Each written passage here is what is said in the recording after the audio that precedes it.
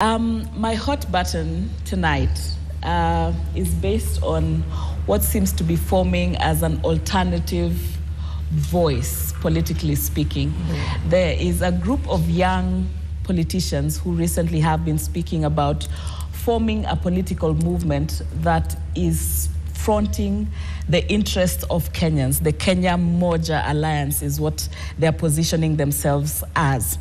And this is my hot button because this comes at a time when Kenya definitely has been calling for a reform in leadership, political leadership to be precise.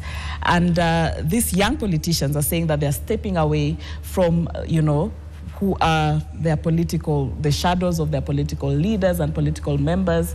Includes the Nairobi Senator Edwin Sifuna, MP of Kitutu Chache South, Anthony Kibagendi. Let's just hear what they said recently before I continue with my hot button. Sisi ndio tumekataa kupigia Nebukadneza magoti. Sisi ndio tumesema kama ni mbaya, sisi ndio tumesema tuko tayari kukufa kwa ajili ya mambo ambayo tunaamini. And this is my hot button because this is not a new thing happening, and there's always the question and the political gimmick of, divide and conquer. So Kenyans are thirsty for a new crop of leaders. These are young leaders who are running on the questions that Kenyans are asking. Can anybody call for accountability? They are running on the call for accountability, saying that they can die for the cause of the public good. They can do whatever. But the truth comes, in my opinion, with showing exactly how they're going to do this, because these are leaders already in positions of influence. Start by showing that you can give the kind of accountability, addressing the plight that Kenyans are suffering most right now. First, start by addressing the missing 67 young Kenyans who were arrested during the protests. You have alluded to this. Start by talking about addressing the lingering questions of corruption, in this country. Let us measure you by your actions. That is my hot button tonight.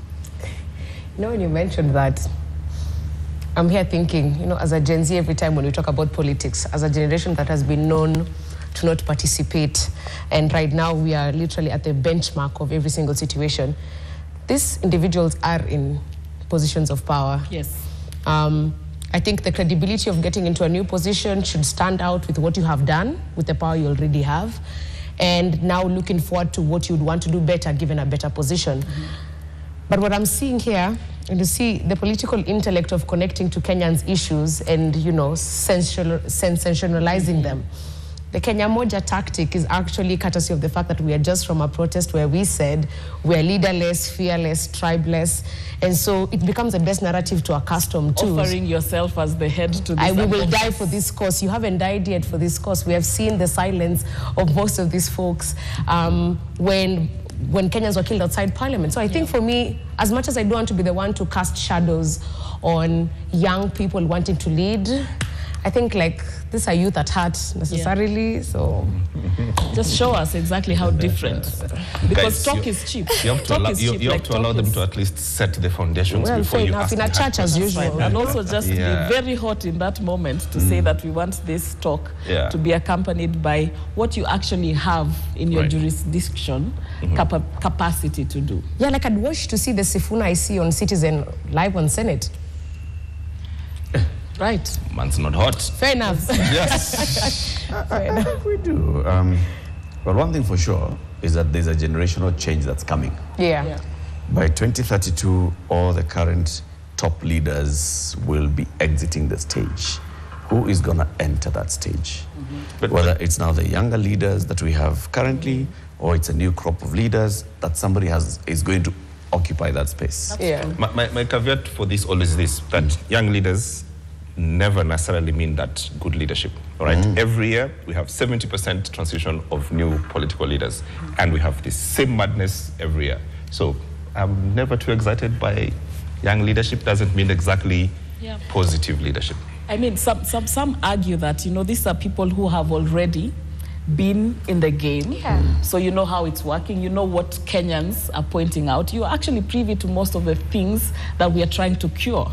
So then having that and knowing that you're as young as the people who are calling for a new Kenya, that this is a Kenya that you also stand to benefit from as somebody who has shown on, you know, like flagged on a new dawn for the country, you know.